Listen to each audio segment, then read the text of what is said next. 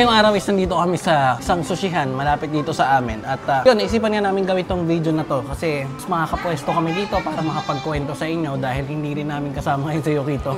Kung mapansin nyo, sa mga nakasubaybay dito sa channel namin, nakita nyo naman kung gaano kalikot yung anak namin, no? At ang araw kasi ngayon, dapat meron talaga kaming trabaho. Siya, naka-rest day siya, gawa ng operation sa kamay niya noong nakaraan. Ako naman, masama yung gising ko kaninang umaga, mabigat pakiramdam ko, daw pumasok sa trabaho. So, ngayon, hapon, nag-aya siya na kumain dito sa sushihan. Kaya pagpasensya nyo na yung boses ko kasi grabe yung ubo tsaka sipon namin dalawa. So, habang kumakain kami is magkikwentuhan lang tayo, no? Maaaring maging mahaba tong video na to. Magpa-flash ako ng ibang mga pictures. Papakita ko dyan para at least madala ko kayo doon sa panahon na bago pa lang kami nagkakilala. Dahil nga mahaba tong video na to, ilapag mo muna yung cellphone mo kung nanonood ka sa TV. Relax ka lang dyan, upo ka maigi at magkikwentuhan nga tayo. So, Stay tuned. Okay, simulan na natin, no?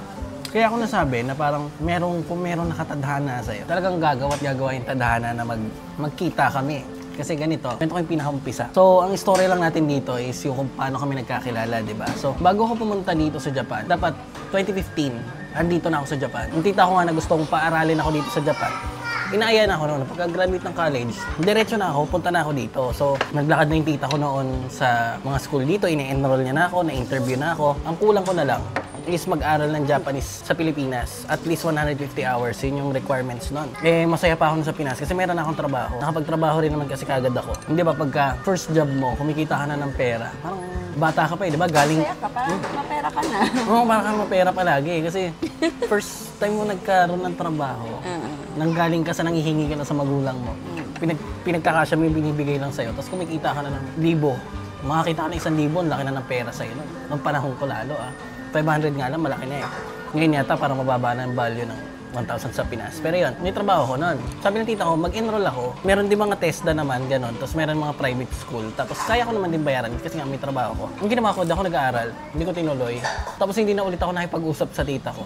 Parang umiwas ako kasi nahihiya ako eh. Hindi na ako nagtuloy eh. Karamihan ng mga pinsan ko sa father side ko, marami kasi kami dito sa Japan, sa side ng father ko. Siguro kung bibilangin mo, lahat-lahat kami dito sa side ng father ko, mga 20 plus eh, katao. Marami, tapos nagkaanak-anak pa. Basta marami kami dito sa side ng father ko. So yun, yung mga pinsan ko, pagkatapos nila ng college, kinukuha sila ng tiyahin ko nga dito sa Japan para mag-aral. So dapat ako na yung sunod. Dati nga meron pa mauuna sa akin, kaso hindi ko alam ano nangyari. Basta yun, sinusunod nga ako. Hindi ako sumunod. So yun, hindi ako nagtuloy. Lumipas ilang taon, marami na nangyari sa buhay ko. Lumipas ng ilang taon. Umabot ng 2019, bago mag-pandemic, no? Meron akong barkada, shoutout sa'yo, Angel Mark, yun yung pangalan niya, na nagtatrabaho siya sa Malaysia.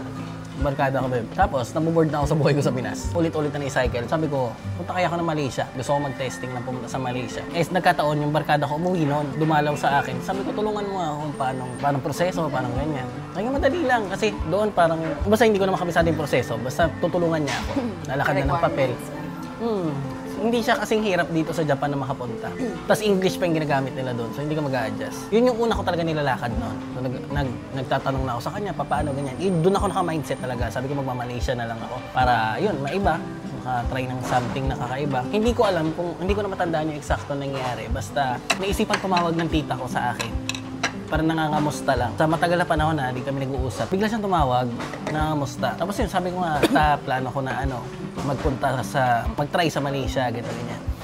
Tapos sabi niya, kasi yung tita namin marami na rin pinagdaan sa buhay yun. Bago siya nag-stay na talaga dito sa Japan. Sabi niya, huwag ka dyan, hindi ka talaga kikita masyado dyan. Hindi naman ganun kagandang bansa yung Malaysia. Dito ka na lang sa Japan, sabi niya sa akin. Sabi ko, sige paano ba ako pupunta dyan? Sabi niya, gusto mo magtatagal ka talaga or ganyan. Nagbigay siya ng ibang option. Tapos, yun, hanggang naglakad na nga kami, nag-enroll ako ulit. Katulad ng unang plano, nagpunta ako dito sa Japan para mag-aral. 2019 yun, naglakad ng papel, hindi naman siya mabilis eh. So, ipon-ipon ng papel. Nag-aral ako sa Pilipinas noon. 24 years old ako noon, time na yun. Nag-aral ako ng Japanese doon, lakad-lakad. Habang nag-aaral ako ng Japanese doon, 2019 katapusan, nag-aaral pa kami, asikaso ng papel. Pagdating ng January, ayan na, nagkakaroon na ng balita tungkol dun sa pandemic nga. Pagdating ng February, kung di ako nagkakamali February 2020, kasi medyo mahina ako sa date pero nag-lockdown. Tama ba? O kulang ako sa taon? Basta February, nag-start ang lockdown. Tapos nakapagpasa na ako ng papel sa immigration. Lumalala ng lumalala. Ayun, tapos after 3 months, parang February, March, April, May, June. June, lumabas na yung visa ko. Pwede na ako lumipad papunta dito sa Japan. Ang problema, sarado yung Japan. Kasi nga, gawa ng pandemic, sarado yung Japan. Tapos nagkakagulo yung buong mundo, di ba? So nakakuha akong visa. Sabi ko, paano kaya ito? Sabi ko, hindi ako makakaalis. Wala ka ng pag-asa. Nawala. Pero, teka lang, konting atras pa natin na nag-file kami ng papel, una pala, na-deny. Kasi parang merong kulang sa papel nila tita. So, merong kulang sa papel nila tita. And time nga na nagkakaroon na ng pandemic, una tumawag siya sa akin. Nangyari ngayong araw na to. Tumawag siya sa akin, sabi niya, deny yung papel. Ano palagay mo, ipasa ba ulit natin? Sige try na lang ulit natin. Tapos, napaisip ako noon ng buong gabi. Sabi ko, hindi na natin alam nangyayari sa mundo. Di ba? Lahat tayo natatarante. Noong panahon ng pandemic. Sabi ko, parang alanganin na talaga, mukhang hindi ako para doon. Ngayon, kinabukasan, tinawagan ko si tita para sabihin na wag na lang muna. Sabi ko, saka na lang. Kasi tingnan mo na nangyayari sa mundo, yung mga news, lahat na nakikita mo, puro hindi mo na alam kung anong sunod mangyayari. Ngayon, yun ang purpose ng tawag ko sa kanya. Kaso lang, ang sabi sa akin ni tita, ay, nakakuha na ng papel yung tito mo na Japanese, which is yung guarantor ko. Asawa ni tita na Japanese. Nakakuha na ng papel sige tuloy na lang. Kumuha na ulit ako ng panibagong papel. Fast forward natin ng konti. Pandemic, nawala na ako ng pag-asa. Araw-araw nagtitingin ako, nagche-check ako kung kailan magbubukas yung Japan. Na umabot na hindi na ako nagche-check kasi ilang buwan June pa lang meron na akong visa. Sabi ko, paano hindi makalis? July, August, hindi, September. 3 buwan na lumipas. Pagdating ng November, nagkaroon ng biglang news na nagbukas na yung Japan, November 2020. So lahat na merong long-term visa lang, hindi mga tourist yung mga pangmatagalan na stay na visa, pwede na pumunta dun sa Japan. Dito sa Japan pala. Tinig ko na kagad yung opportunity na yun. Naglakad agad ako ng ticket ko para makalipad agad papunta dito. So, November 2020, November 9 yata yun kung tama yung alala ko. Unang punta ko dito sa Japan. Yun, nakalipad na ako dito para mag-aral. So, sinimulan ko lang yun. Yun yung briefing natin. Paano hanggang nakapunta ako dito, ano yung mga naging struggle. Then, nandito na ako sa Japan, nag-aaral ako, nagtatrabaho. Then, ikaw naman, babe, anong ginagawa mo dito noong time na yun? Nasa kasi ako noon, taga Osaka. Hindi siya, malayo siya sa Tokyo. Kumbaga, kailangan kong sumakay ng bullet train, tapos bibiyahe pa ng mga 2.5 hours. Yun yung pinakamabilis na train dito, yung bullet train. Kasi pag hindi ka sumakay nun, aabutin ka ng 8 hours ba yun? Parang ganon. So, ganun siya kalayo dito sa Tokyo. So, nandun ako sa Osaka, nakatira ako sa father ko. Tapos, nagtatrabaho lang ako. Everyday, trabaho. Sa ganito sushihan, nagtrabaho din ako nun. Japanese family niya, nasa Taga Osaka talaga kasi province. kami. Tapos, yun yun, nung time ng pandemic, medyo hindi naman kami nagsara ng store. Tuloy pa rin naman yung trabaho ko. Pero, mas marami ako ng time kasi nag-shorten hours lang yung trabaho ko. Kaya, ang pinaka ko lang nun, pinaka parang libangan. yung pinaka naging libangan ko is mag-TikTok. Yeah. So, simulan na natin. Ito na. Alam mo kaya, hindi ko talaga kinikwento to. Matagal lang nagre-request na ito Parang lang, medyo awkward lang. Pero syempre, we're living in 2025 na no? So, latest na tayo lahat, more on gadgets. So, basically, nagkakilala kami sa internet. Yun talaga yung reason kaya kami nagkakilala. Hindi siya masyado yung parang Kasi yung normal love story. na. Oo, kaya parang hindi ko masyado type ikwento. Pero since may time kami ngayon at marami talaga nagtatanong kung paano kami nagkakilala. So eto na, ikikwento ko yung proseso paano hanggang naging kami. Nakalimutan ko na yung mga exact dates. Basta ikwento ko na yung nangyari. Nag-i-scroll ako dito sa Japan ng TikTok. Kasi di ba may TikTok ako sa Pinas. Ngayon, pagpunta ko dito sa Japan, nag-i-scroll ako ng TikTok. Ang nakikita ko lahat, mga nandito na sa Japan na Pilipino na gumagamit ng music na Tagalog. Parang gano'n. Nag-iba yung laman ng FYP ko Scroll, nakita ko siya. So, subukan ko i-play yung video na mismong nakita ko nung first time ko siya makita. Ilalagay ko dyan sa screen. Can you hear me? Hindi ko lang play ng tuloy-tuloy yung mismong music kasi mga-copyright tayo. So, eto. Nakita ko yan. Natatandaan ko pa yan, bebe. Nahiga ako sa kwarto. Nakatira pa ako dun sa tita ko dati. Kasi una, dun ako tumira sa kanila dahil nga wala pa akong budget para bumukod. Then, after 3 months, bumukod din naman ako. Scroll ako, nakita kita. Sabi ko, pwede to Ang ganda. Pwede lang? Pwede to ang ganda. Oo Tapos alam ko, hindi ko pa siya finalo noon, nung time na yon. Hindi ko pa siya finalo. Kasi parang, ang ganda. Ay, marami naman maganda lahat Pero napahinto ako sa kanya. Pero tumuloy lang. Tuloy lang ako. Tulog ako. Tapos parang lumipas ilang buwan. After mga 3 months, ganyan. Lumipas after 3 months. Lumitaw na naman siya sa FYP ko. Di ako nakafollow Lumitaw ulit siya sa FYP ko. Ibang videos na yung nakita ko. Doon ako nag-follow. follow kita. Tinignan, in-stalk ko na siya. Yung pumunta na ako sa profile mo. Tapos nandun yung Instagram niya. Punta rin ako sa Instagram niya. Then, click ko yung Instagram, nag-follow din ako doon. So, nakafollow ko sa Instagram, nakafollow ako sa TikTok niya. So, yung TikTok niya pala ngayon, naka-deactivate na, no? Naka-private na lahat. Hindi niya na kasi ginagamit. And ako, nagti-TikTok rin kasi ako, pero kung ano-anong video lang. Ang pangalan na ngayon, Tokyo Talks with James eh. Yun, naka-public pa rin naman yun sa akin. Pero nung mga bago ako dito sa Japan, parang yung mga video ng OFW yung ginagawa ko, yung naglalakad, may background music, gano'n yung mga video ko dati. Sa mga hirap dito sa Japan, gano'n. Kaya emote-emote eh, yung mga OFW eh. Pero hindi naman ako OFW ah. Kasi iba yung OFW, yung mga worker talaga yun. After 3 months yan, first time ko siya nakita ko ulit sa FYP ko. After ko siya pinalo, nag-message na ako sa'yo noon sa TikTok. Pero hindi ako yung klase ng makulit na ang haba ng message eh. Kasi nag-YouTube na rin ako noon, doon pa sa main channel ko. Ang message ko lang sa kanya, kaway lang, yung kamay. Yung wave lang pala, wave. Yun ang message ko. Hindi siya nag-reply. Tapos hanggang lumipas na lang yun. Ilang buwan din. Parang after 2 months pa ulit. Ang haba nung naging proseso nun eh, hanggang nagkausap kami. After 2 months, mga ganun, 2 to 3 months ulit. Nakalimutan ko na siya. Tapos, tanda-tanda ko pa yun hanggang ngayon ulit. Nag-grocery ako. Nasa grocery ako. Noong time na yun, nakabukod na ako. Doon na ako nakatira sa sarili kong apartment. Nakaipon na kasi ako. Tinulungan ako ng tita ko makakuha ng bahay dito na marirentahan. So yun, nag-grocery ako mag-isa. Namumuhay na ako mag-isa. Tapos naisip ko lang damputin yung cellphone ko habang nasa bulsa. Abang nagtutulak ng pushcart, nilabas ko yung cellphone ko. Nagbukas ako Instagram. Hindi ko alam kung ba't ako naisipan yan. Basta yun yung ginawa ko. Nagbukas ko ng Instagram, since nag-follow nga ako sa kanya, akto kaka-upload niya lang ng picture. So picture niya ulit yung nakita ko noong time na yun. Tapos nung nakita ko yung picture niya, pinusuan ko yun, tapos nag-message ako sa'yo. Ganun lang ulit, wave lang. Nag-wave lang ako sa kanya. Doon na siya nag-reply. Doon na tayo nagsimula mag-usap, di ba, sa Instagram. Hindi ko na matandaan yung mga conversation namin doon. Normal convo lang. Normal lang. Tapos Get ako, to know each other. ako kasi hindi naman ako yung nanliligaw yung atake. Parang, Nanlalandi. Hindi, wala akong ganun. Wala lang. Parang nakipagkaibigan lang. Gusto lang ng kausap kasi bored ka. Hindi ako yung nandidiskarte ka agad na, syempre yung babae magkikringe yun na, di mo ako kilala, tapos babanat-banat ka ng ganyan. Yung parang ganun. So ako, kamustahan lang, buhay-buhay. Tapos ako rin naman gusto ko magkwent ng kausap. Time na yun, mag-isa nga lang ako. Tapos nag-video call tayo. Tanda mo yan. Nasa akin pa yung mga una nating comfort. Kaya nag-video call kami. Kwentuhan kami. Mahaba yun, no? Halos araw-araw na tayo nagkukwento. May screen record ko pa yun. Di ba? Nakita mo? Wala, nasira na kasi yung isang phone ko eh. Nandun yung screen record ng usapan natin. Ganda-ganda kasi ako sa kanya dati. Dati? Hanggang ngayon naman. Hanggang ngayon, na-stay mo yun, syempre. Na-maintain mo yun, bebe. Pero yun, ganda-ganda ako sa kanya nung una ko siya nakita. Pero kwentuhan lang, normal lang. Wala akong sinasabing kahit ano. So yun, dun na nag-start na lagi kami magka-video call, araw-araw, as in araw-araw, lagi kami magkausap. Dahil nga magkalayo kami, long distance kami noon eh. So may mga time na nagkikita kami, mamamasyal, ilang araw lang, tapos uwi na naman kami sa kanya-kanya naming lugar, syempre. Doon sa kanila, kikita ulit. Tapos parang may time na ayoko na, napapagod na ako. Alam mo yun, di ba? Sabi ko sa kanya, parang sabi ko, ayoko ng ganito. Sabi ko, ang hirap naman kasi, di ba? Magkikita kayo, minsan-minsan lang. Tapos hindi talaga ako, hindi ako sa ganong klaseng relationship eh. Parang gusto ko lagi kong kasama. Gusto ko lagi kong nakikita. Hindi sa tawag, yung ganon. Parang ang hirap.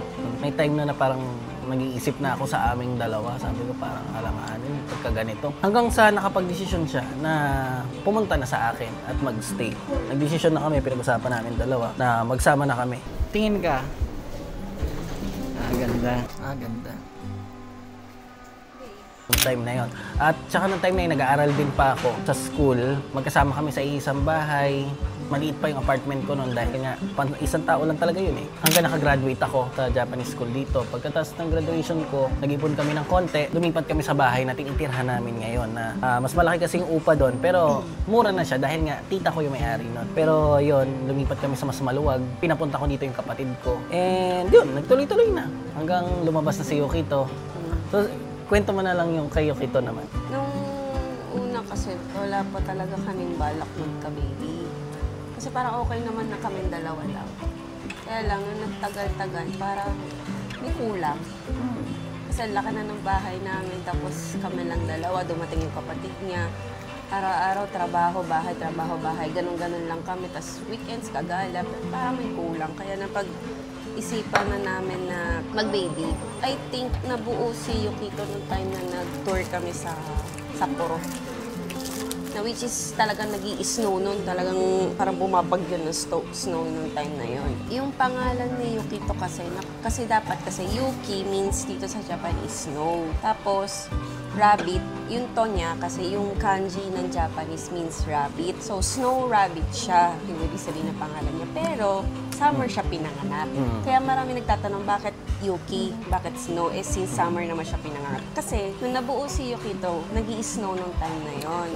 Tapos, nung pinanganak ko si Yukito, Year of the Rabbit. Yun. Kaya siya naging snow rabbit. Kahit summer siya pinanganak. Yun. Ganito kasi yan. Bigay ako ng sample sa inyo. Ito, halimbawa, yan. Meron ka makikitang tatlong character. Dito, may mga Japanese character. Actually, Chinese character siya na ginagamit dito sa Japan, no? Which is kanji ang tawag. So, yung pangalan nila is naka-kanji. Yung si Yukito, dalawang character yung pangalan niya. Yuki, tapos To. Yuki, pag yun lang mag-isa, yung character na yun, Japanese character na yun, ang basa lang nila doon, Yuki. Ibig sabihin, snow. Tapos yung To, na isang character lang rin, pagka nakahiwalay, ang basa doon is Usagi, which is rabbit. Ngayon, pag pinagsama siya, Yukito ang basa doon. Ikaw, anong... Siyempre, nag-uusap na tayo sa video call eh. Pero nung nakita mo ako sa personal, ano yung first impression mo? First impression ko sa kanya, maliit. Sabi na eh. Kasi sa video, Sinabi niya sa akin yun, maliit akala mo daw malaki. ako. Ano bakit mo? 5'1". Mga 5'1 na siya, 5 or 5'1. Ako kasi 5'8. Di ba pag sa video call, tapos sa mukha ka lang nakatingin, di mo naman ma-emphasize yung size niya. Pagkakita ko, ang liit, pero maganda. Tapos sabi pa niya parang hindi bagay yung boses ko sa katawan ko. Yung boses niya pa, ang laki, di ba? Ako, yung boses ko parang hindi nga malaki. Ganun yung gusto ko, malaki boses, pero yung parang mala Daniel Padilla. Pero hindi yun yung boses ko eh. Tapos yun, mas malaki pa yung boses niya sa akin. Ang baba. Yun. Eh, ikaw, anong first impression mo sa akin? Mabait. Pero mukha siyang bad boy talaga. Hindi mukha ka naman bad boy. Hindi kasi hindi ako katulad nung ibang lalaki na parang... Pero hindi siya bolero, hindi siya nambobola ng Hindi ako nambobola. Hindi rin ako yung sweet-sweetan, hindi ako yung... Hindi siya ganun. Alam mo yung more on tropa na datingan ang gusto ko. Hanggang ngayon naman na-maintain namin yun. Para kaming ganun mag-usap, parang tropa. Hindi ko siya inihipitan, hindi niya ako inihipitan. Gusto ko yung ganun lang chill lang. Alam mo yun, yung wala kayo masyadong pinoproblema. Hindi katulad ng iba lalaki kasi diba, best foot forward pagkabaguhan, sobrang maasikaso, sobrang ganito, sobrang ganyan. Tapos nag-iiba dahan-dahan kasi lumilito yung totoo. Ako mula umpisa, yun na yun. Hanggang ngayon, kung paano ako nagsasalita, ganun ko siya kausapin. Kasi hindi katulad, di ba yung iba pagka naniligaw. Kontrolado yung boses tuwing kausap. Parang, hello, kamusta ka na? Kumain ka na ba? Hindi ko ginagawa yun. Ako yun naman, kamusta yung araw mo? Anong ginawa mo? Yung as in, casual. Sobrang casual na tropa. Yun kasi yung masaya di ba? Kesa naman yung magpapanggap ka sa umpisa, tapos nag-iiba ka dahan-dahan. Pero mahilig ka mag-send ng selfie noon. Selfie? Hindi kasi ako yung tao na mahilig ako sa... Nakita niya, nagbablog tayo, di ba? Hindi naman ako gwapong-gwapo sa sarili ko. Pero wala lang, gusto ko talaga kasi mag-picturean yung sarili ko. Kung nasaan ako. Ganyan. Nasa school ka, mag-aaral ka. Aral muna me. Sa selfie. Picture ako. Sobrang hilig ko yun. Magpakita ko ng ilang picture ko din na habang nag-aaral ako. Sobrang hilig ko sa picture, sa video. Hobby ko na talaga siya kwento ko na lang rin kasi napag-usapan na natin. Hindi pa uso yung vlogging ng mga... Mas bata pa ako, hindi pa uso yung vlogging, YouTubing. Hindi pa uso yung pag-YouTube. So ako, nagbablog na ako. Nagbablog ako na walang ina-uploadan. Kung mahahanap pa yung dati kong memory card, or dati kong phone, mga China phone pa dati ako nun. Meron akong mga vlog talaga, literal. Pero walang pinag-uploadan yun. Gagawin ko kunyari, punta kami sa lugar, nandito kami, ganyan. Kasama ko si gato ganyan. Dito kami para magganito. Naggaganon na ako sa camera, pero wala akong pinag-uploadan na kahit saan. Nakasave lang siya sa akin. Pansayo lang. Para sa akin. Tapos pakita ko sa ibang barkada ko na hindi nakasama, mga ganun. Hilig ko na talaga siya, hilig ko na siya. Kaya nung nasimulan ko siya, share ko na rin, nagsimula ako mag-vlog. Nakalimutan ko na. 7 years ago na, 7 years, 8 years ago. Tapos, yun. Yun nga yung main channel natin. Kung na-curious lang kayo, check in dyan sa description box, no? Gumagawa ko ng mga reviews dyan. Hindi na ako masyado active doon ngayon. Gusto ko na kasi mag-focus dito sa channel natin na to para ipakita yung buhay namin sa Japan. And, yun, naging parte na ng buhay ko yung paggawa ng content talaga na parang sa ilang taon ko siyang ginagawa. Parang may kulang na sa araw ko kapag hindi ako nag-edit ng video, may kulang na sa araw ko kapag hindi ako nag-shoot ng video, parang nakukulangan na ako. Anyway, tingin ko lang din, Nag-post kasi ako na kailangan ko ng editor dati. Last week, last month. Kasi gusto ko nga maging consistent. Kaso nga lang, naghanap ako ng editor sa Pilipinas, share ko lang. Ang laki na pala ng bayad, which is hindi ko sinasabing dapat mura sila. Ang sinasabi ko lang, mataas na yung rate nila. And Siyempre, wala naman tayo doon sa Pilipinas. Hindi mo naman alam na yung rate. di ko alam yung rate. Tsaka syempre, talent yung pag-i-edit eh. Oras, then yung passion talaga dun sa ginagawa. Kaya yun yung binabayaran mo dun eh. Hindi ko kaya yung rate nila na, parang hindi ko kaya yung rate ng editing ko. Kasi marunong ako mag-edit, ang tagal ko na siya ginagawa. No? Pag kahanap ako ng mas mura, hindi niya maaabot kung paano ako nag-edit. Sayang lang rin. So yun, ako na lang talaga nag-edit ngayon ng mga videos natin. Dito So shoutout pala sa mga laging nakasuporta dito sa channel natin. Lalo na kay Pikal Malel no, na talagang supporter dito sa channel. And syempre sa mga tao na lagi nandyan para mag-comment, mag-spend ng time para manood sa video namin.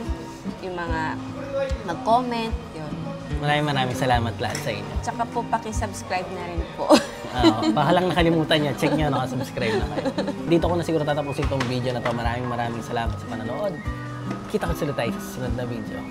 Bye!